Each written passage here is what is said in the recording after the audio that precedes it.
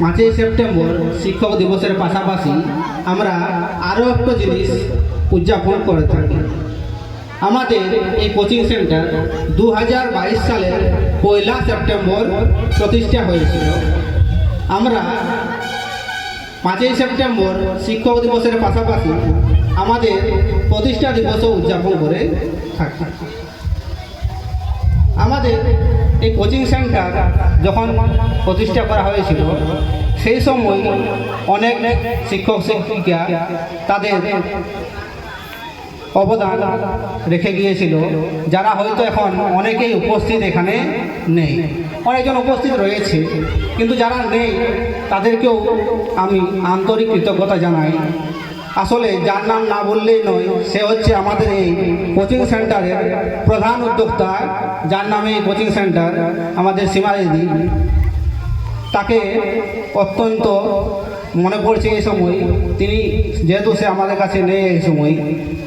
যাই হোক, তার সাথে সঙ্গে সঙ্গে আরও অনেকজনেই কিন্তু তাদের গুরুত্বপূর্ণ ভূমিকা রেখেছিল এই কোচিং সেন্টারের উদ্ভবের পেছনে, যেমন শম্পা, মনোরঞ্জন, সুখদেব দা, তার সঙ্গে সঙ্গে অমল দা, যারা এখন আমাদের সঙ্গে উপস্থিত নেই। এখন যারা রয়েছে সবাই মিলে আমরা এই সীমা কোচিং সেন্টারকে এগিয়ে নিয়ে যাচ্ছি, এগিয়ে নিয়ে যাব।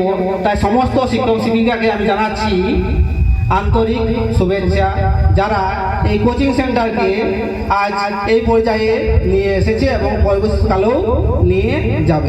যাই হোক, আজকের দিনটি হচ্ছে শিক্ষক দিবস। এই শিক্ষক দিবস সম্পর্কে কিছু বলছি আমি, ঠিক আছে? আমাদের শিক্ষক দিবস পালন করা হচ্ছে ডক্টর সর্বপল্লী রাধাকৃষ্ণন তার জন্মদিন উপলক্ষে।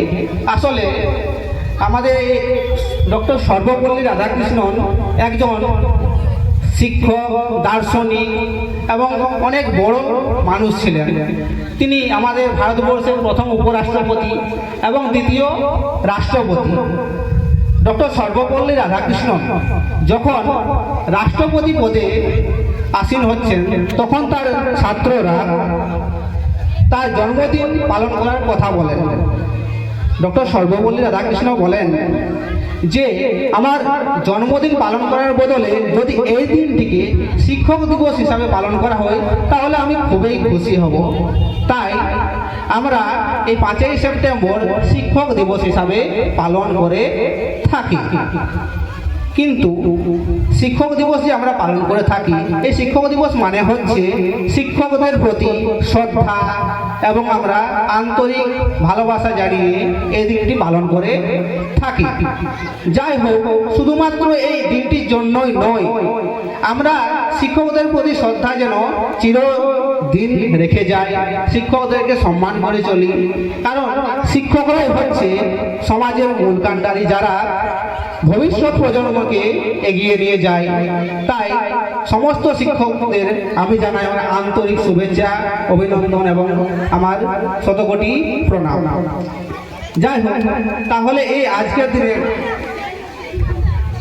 অভিজ্ঞতা সম্পর্কে আমি আরেকটু বলি যে আমরা এই আজকের দিনে খুব ধুমধামভাবে শিক্ষক দিবস উদযাপন করছি, খুব ভালো জিনিস।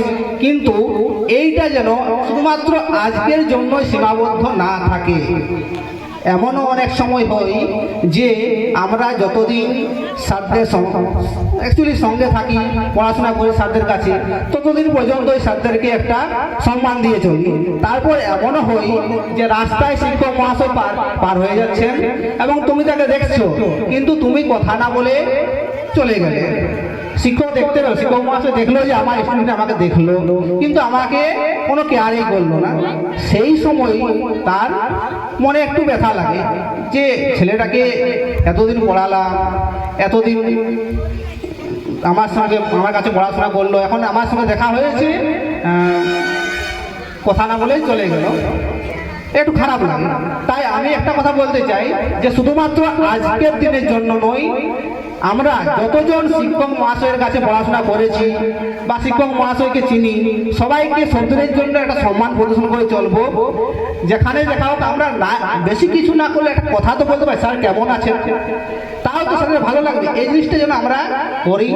আমি এটা বলে আমার বক্তব্য শেষ করব এবং সমস্ত শিক্ষক শিক্ষিকাকে আমি আন্তরিক অভিনন্দন জানাচ্ছি। আর একটা কথা বলতে চাই, এই আজকের যে এত সুন্দর প্রোগ্রাম, এই প্রোগ্রাম যারা আয়োজিত করেছে তাদেরকে অনেক ভালোবাসা এবং অভিনন্দন। খুব সুন্দরভাবে তারা আয়োজন করেছে, তাদের জন্য একটা হাততালি, সবার জন্য, তোমার নিজেদের জন্য। যাই হোক, এই বলে আমি আমার বক্তব্য শেষ করছি।